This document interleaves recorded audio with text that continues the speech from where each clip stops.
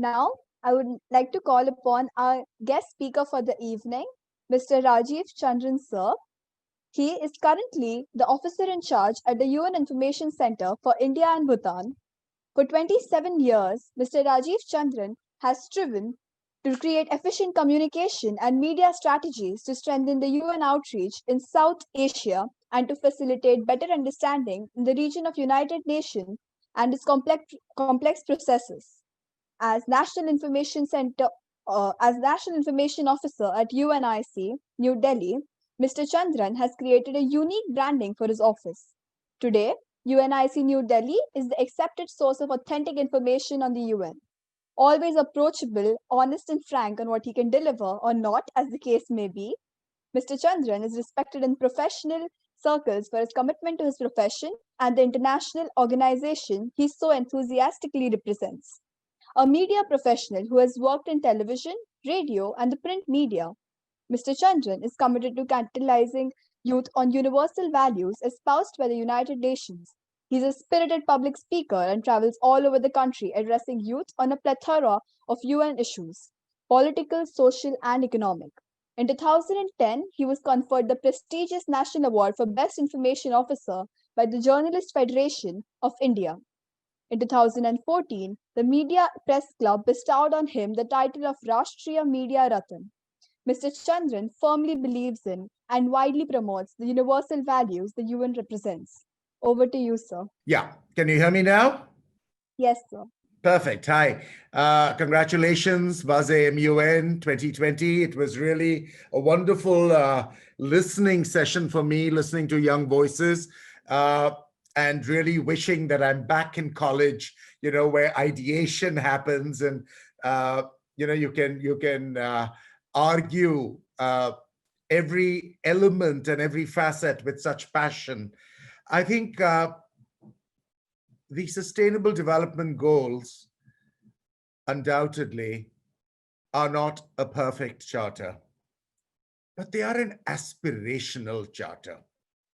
And I think that they provide inspiration for solving problems.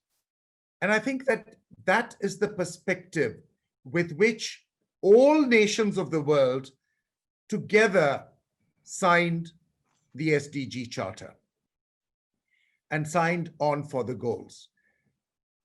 It also gives you a roadmap on what are the goals that one can achieve. It's not external monitoring. It is not,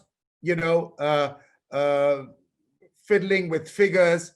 For example, let me tell you, when they were insisting the earlier time of Millennium Development Goals, which were the predecessors to SDGs, and the globe was insisting on $2 as the poverty mark. India said, no, it doesn't, really work for us. And we have our own figures. And so when the Indian figures by the then Planning Commission were implemented, suddenly, in terms of figures, millions of Indians went out of poverty and got above poverty because we rejected the global standard. But the fact is that poverty is endemic. By any standard that you measure it, we know that large swathes of our people are impoverished. Impoverished really in multiple ways. Access, which I think is very important. Access, large numbers of our people, we talked of leave no one behind. We know that each one of us, let's be honest, within the microcosm of our family and home economies, is in touch with a whole lot of people who cannot access basic services. Now, the SDGs, whether you argue about goal 1, goal 2, goal 3, what is happening, what is the thing, especially goal 3 now with health and with the pandemic, we are looking at what were the structures that are inadequate and how we can strengthen them. I think I would like to go back to really what I think are the main center that links the SDGs. Realizing, of course, that peace, development, and human rights are not sequential. These were the real values of the UN: peace, development, and human rights. These were the aspirations, the global aspirations. And yesterday, the 30th of October, was exactly 75 years since India joined the UN, because when the UN came alive on the 24th of October in 1945, India ratified the UN Charter on the 30th and joined the United Nations. I think what to understand the SDGs, because they go in multiple ways, are interlinked, they are, not sequential. I think if you look at what I call the 5P formula, it probably gives you an understanding of the values that inspire the Sustainable Development Goals. And I go back to the first P, which is peace. I think that is a foundational element on which all sustainable goals are floated. But peace not in the 1945 sense of absence of war and conflict. The concept of peace has also evolved over these 75 years through multilateralism, and it now includes issues like where every human being feels protected and represented. Now, look at these issues. We have evolved the concept of peace to become a very, very complex mechanism of governance. It's no more linked to foreign policy only. It is linked to the systems of protecting your populations and of getting them represented. Now, if you look at these two things, we immediately know that in our own country, there are shortfalls. Not everybody feels protected equally. And across the democratic systems, not everybody is fully represented. So I think that we need to look at peace as the first P in operationalizing the Sustainable Development Goals. The second P, and this is, I think, the most critical, is the planet. I heard you all talk of what sustainability means, etc. But the fact is that the planet is at tipping point.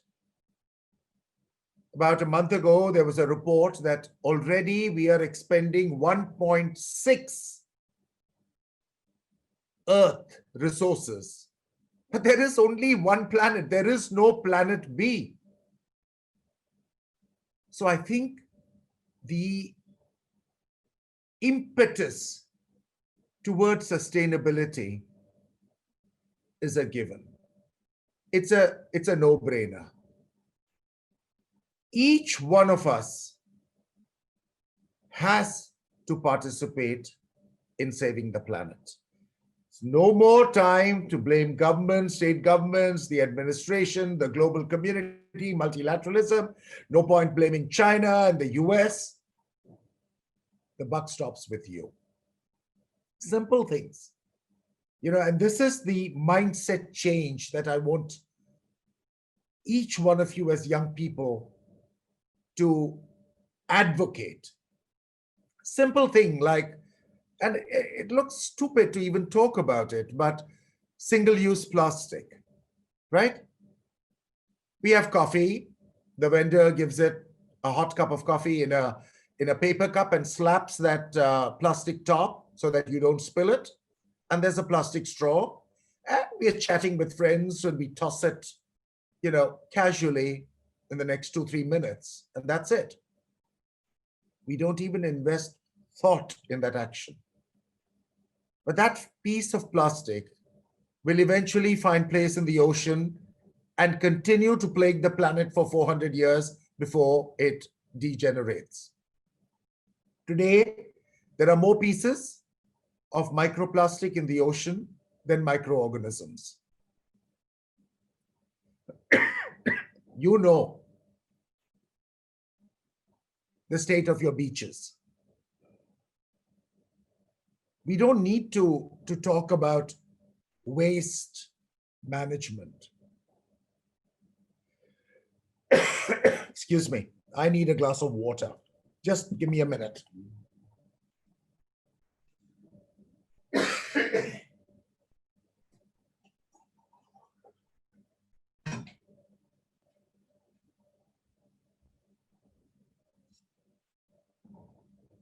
Sorry for that interruption. But the fact is that we have to take the onus for mismanagement of the earth. And I think climate action is the critical challenge for today. And it's linked to all the goals. All the goals are somehow linked to climate action. And I think that that's important. We need to audit ourselves with greater care. Energy audits, plastic audits, waste management audits. Again, no point blaming the administration, the municipal corporation, the panchayat. No. That responsibility of auditing yourself belongs to the individual.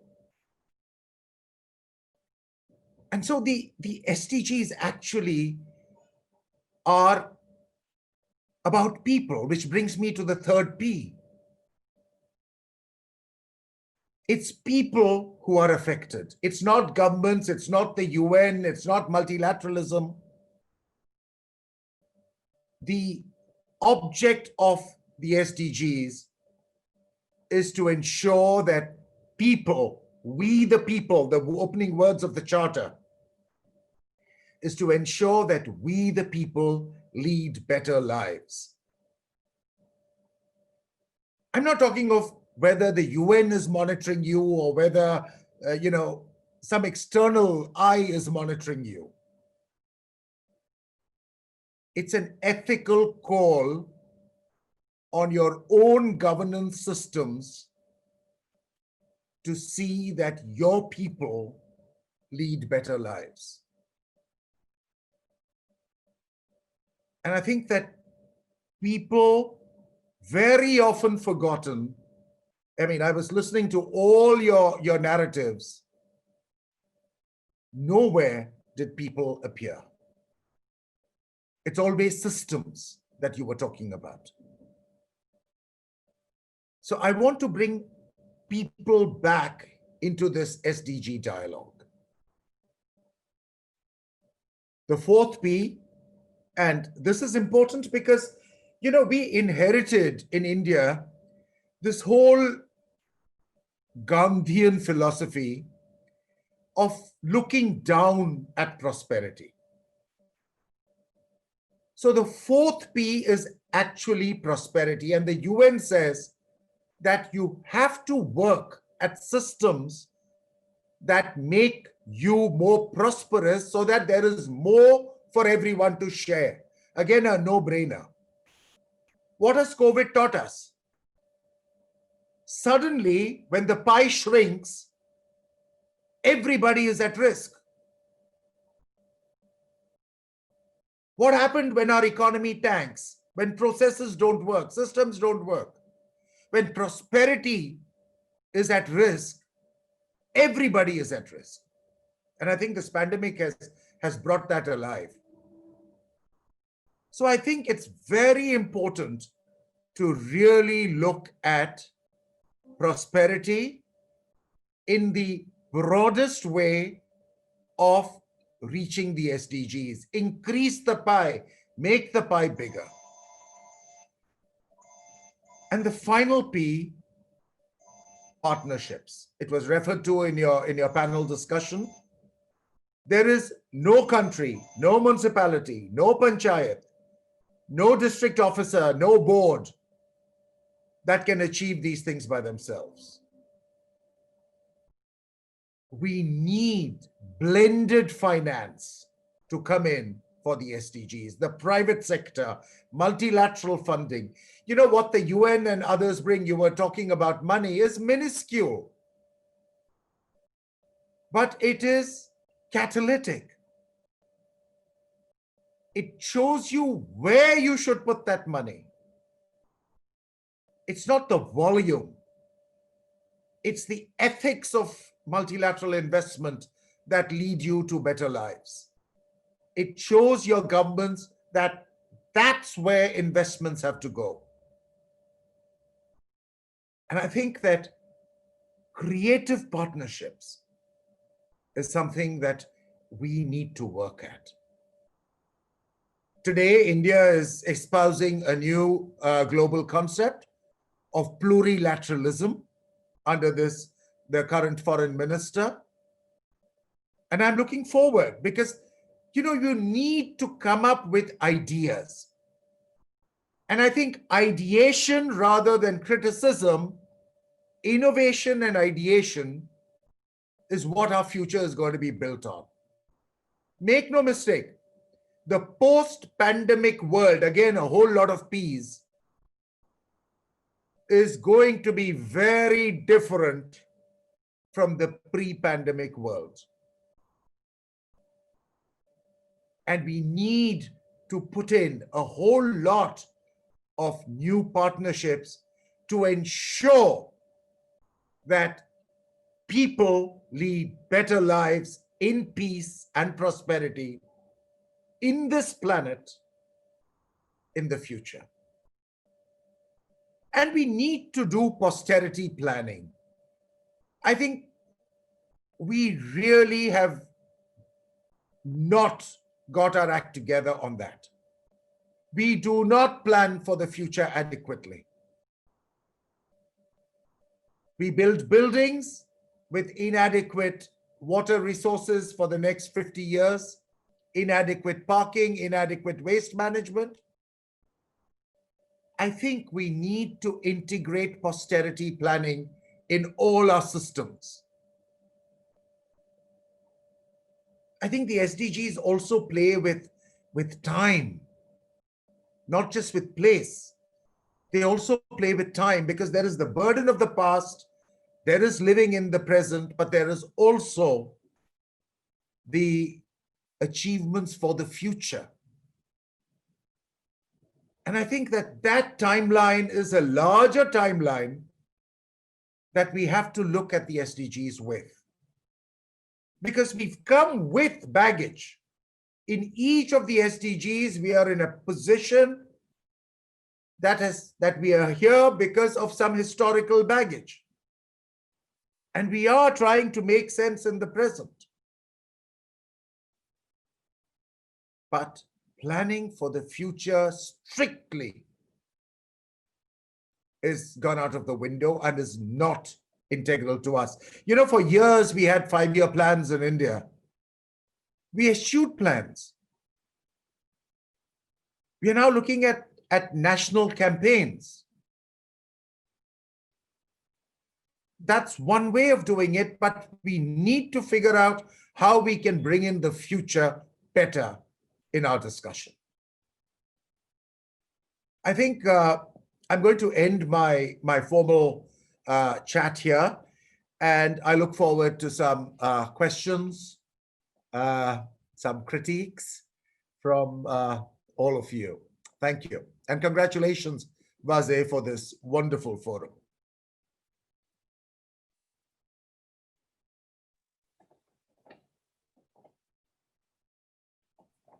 We shall recognize questions. Yes.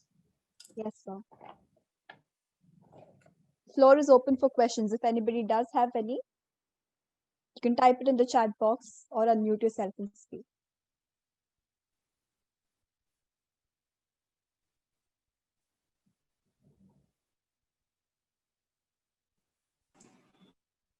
I don't want to force questions now, but surely if you have, oh, how do you volunteer? Well, there's a question in the chat box asking how one can volunteer as a teenager. I think teenagers are a problem. The UN volunteer system is based on professional inputs that volunteers can bring in to their areas of expertise. But as a teenager, what you can do is definitely work in the area of your interest with a local NGO. And I think that that is something that we need to encourage as being when we are young, is to go out and work and change and make a difference. I'll tell you, many experiences in my work at the UN. I think there is a huge difference between innovation in urban areas and innovation in rural areas in India. I run a competition in Tamil Nadu where all districts, schools participate. And all the urban students from Tamil Nadu develop apps. And all the rural students develop solutions. It's just something that I see from the macro level. I think as teenagers, we need to dirty our feet, muddy our hands, and get into the development act. Understand the other, understand each of these SDGs as they operate in environments around you. Understand poverty, lack of food, lack of education. In each one of our homes, we don't need to look at gender equality. We find inequalities within our homes and families, every one of us, and around us. So as a change maker, I think this is a great theater of opportunity. And as a teenager, if you've worked on something, then when you come, in your 20s and you want to volunteer at the UN, then your resume resonates with purpose. Not just as a tick mark to say, yes, I volunteered. I stood 2 hours at a mall and distributed pamphlets. Fine, that's wonderful. But there are deeper levels of engagement that one should also look at. I hope I've answered that question. Thank you, sir. There is another question from Mr. Ishan Chitnis. Yes. Yeah, thank you. First of all, thank you for sharing those words. In regards to the Sustainable Development Goals, and as it was stated here that we are not looking at them in isolation, but how they come together and achieve this goal. We have seen the plans made for an application at a macro level. So how do we draw this synergy between an application at the macro level and utilize it at the micro level for an efficient use in all our lives? I think,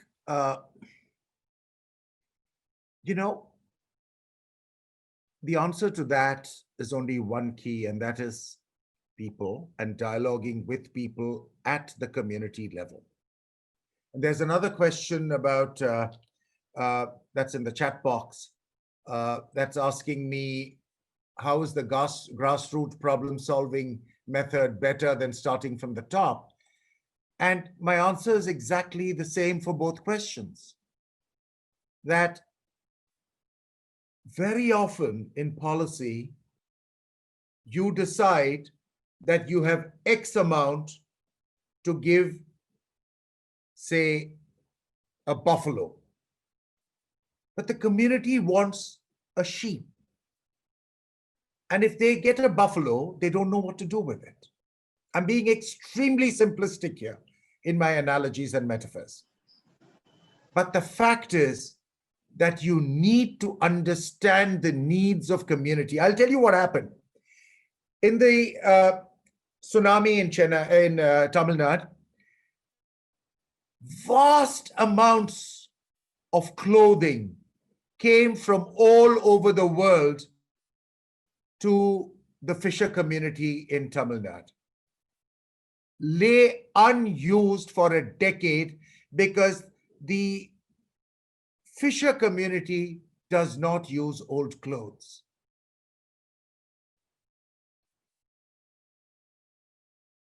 To a rice-eating community, you send wheat. To a wheat-eating community, you send rice. It's completely useless. You've done your philanthropy thing. You see, you've donated 10 plane loads of old clothes. It didn't matter to them at all. So ears to the ground, local, understand needs, and put whatever mechanisms you have to fulfill those needs if you want to make a difference. If it's a tick box to yourself, that's a different issue. But I think understanding grassroots, understanding communities, understanding local practices is critical to development. And I think that on that, we are not faring well.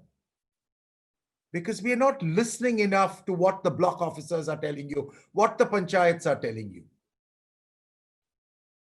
We have national bodies or, state government bodies sitting in capitals deciding futures. That may not always work. I'm only flagging an issue here. Solutions, again, have to be from you. Innovations have to be from the young to see how we can ameliorate all these issues. Call them SDGs, call them survival. I don't care what the terminology is. But the fact is the problems exist. And there are delivery problems. It's not an issue of resources. It's an issue of ideas. You don't need external funding. You don't need multilateral funding. You don't need bilateral funding. But you need to build your own structures with tensile strength that delivers results. And I think that that's very important.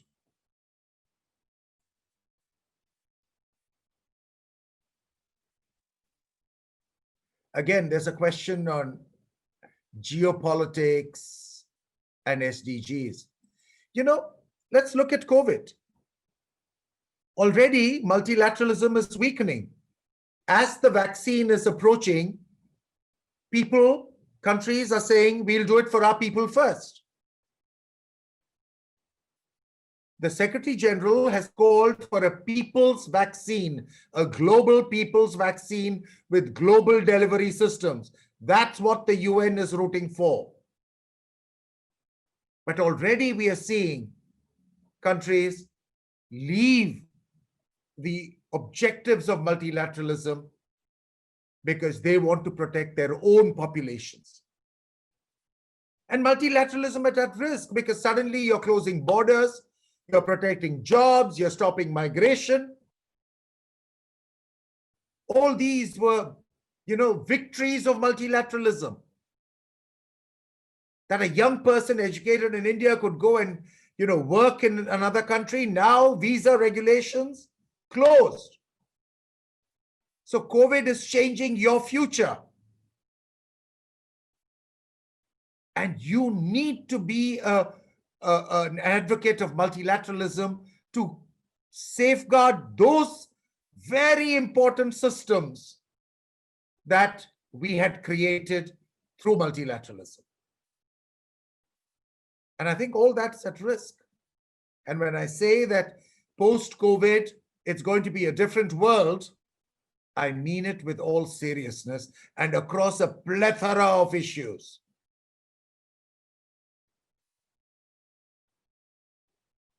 And who will be hurt? It's our young people, our youth. It's their opportunities. It's not the UN's opportunities lost in New York or in Geneva. It's you. It's your future that's going to be at risk. And I think this textured understanding is what we need to realize that you are linked to the global whole. It's not just in conference rooms and in resolutions. It's in lives. And that's something that you need to understand. That multilateralism is a process that is working for you.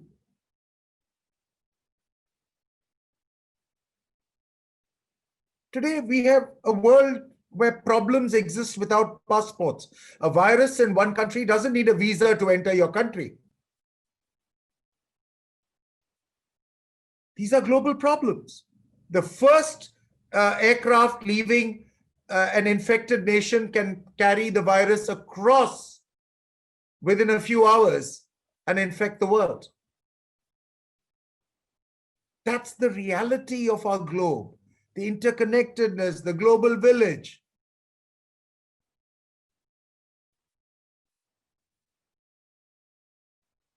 And I think that trade is at risk.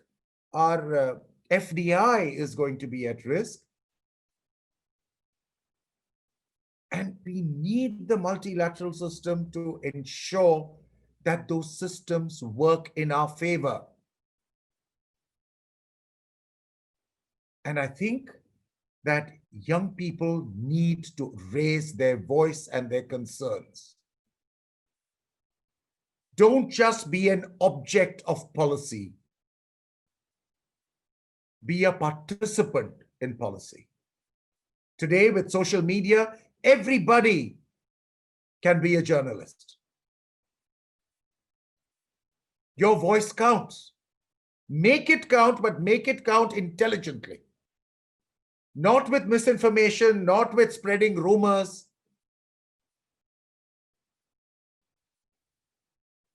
But in a positive way, in building that framework, in strengthening the framework. And I think that's a huge role. It's a huge responsibility. Thanks.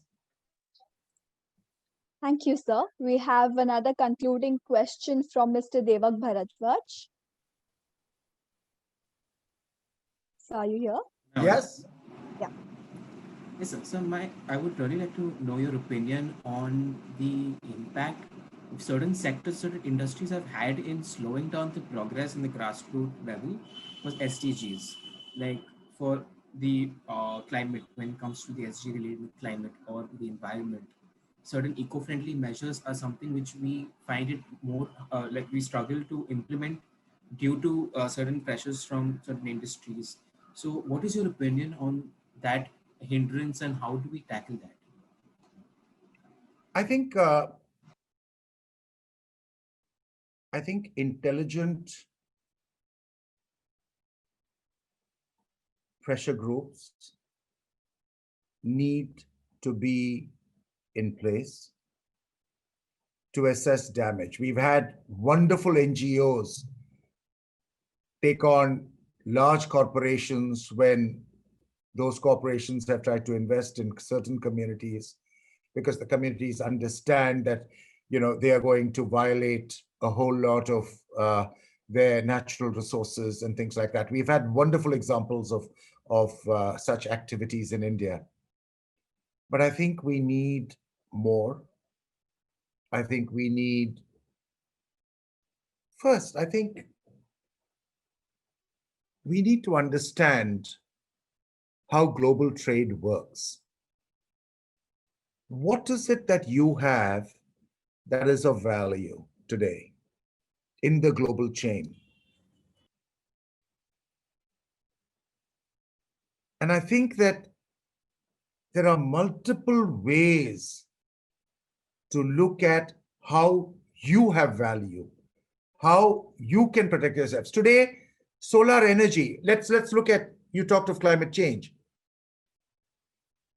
It's a game changer in India. We don't realize it.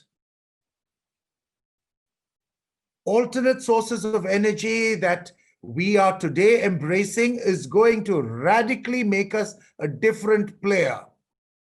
It's going to change the global economy when India gives up its reliance on both fossil fuel, which is petroleum products, and coal. And I think that we need to look at those futures. I think we need, again, like I'm saying, look at technologies, look at communities, look at climate change, look at the cross connections of policy. Very often, policy and people are disconnected. As young people, let us be those hyphens. Let us become those connections by which better policies can be implemented. I know I've not answered your question fully, but that's a longer dialogue. So get on email with me and I'll be happy to chat. I love to talk, as you all know. So is there any other question?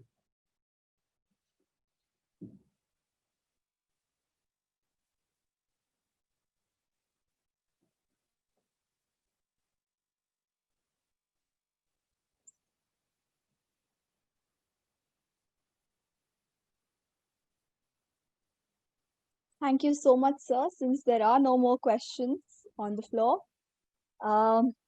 those are truly exceptional words that we should hold on to for a long time to come, and we shall audit ourselves with greater care.